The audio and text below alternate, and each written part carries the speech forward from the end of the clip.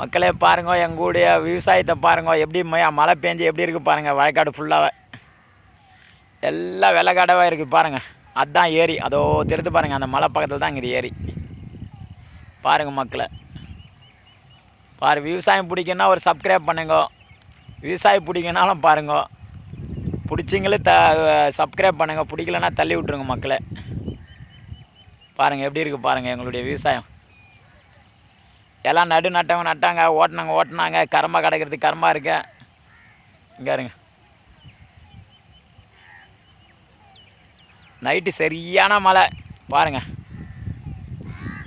இவ்வளோ மழை கிடையாது பாருங்கள். மக்களை எப்படி இருக்குது பாருங்கள்.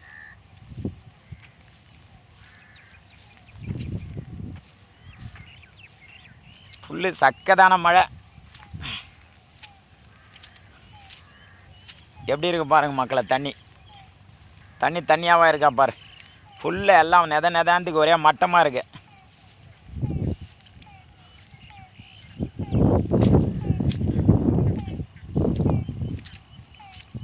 பாரு தேவர் எப்படி இருக்குது பாருங்கள் மக்களை.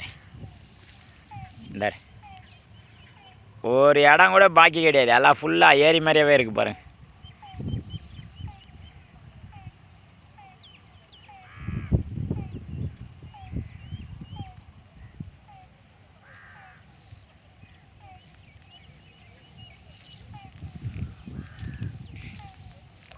பாருங்கள் மக்களே, விவசாயம் எங்களுடைய விவசாயம் எப்படி இருக்குது பாருங்க.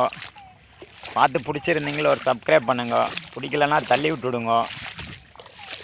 பாருங்கள் எப்படி இருக்கு விவசாயம். என்ன குறை நாளைக்கு தான். விவசாயம் இல்லாமல் சாப்பாடே கிடையாது, தட்டுக்கு சாப்பாடு வராது. பாருங்கள் மக்களே, நானும் பிடிச்சி போடுறேன்.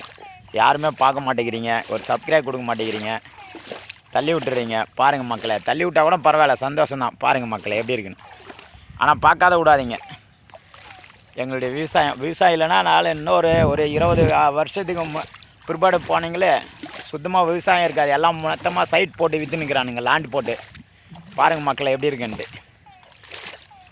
உங்களுக்கு பிடிச்சிருந்தீங்க சப்ஸ்கிரைப் பண்ணுங்கள், பிடிக்கலன்னா தள்ளி விட்ருங்க. மக்களை எப்படி இருக்கு பாருங்கள்.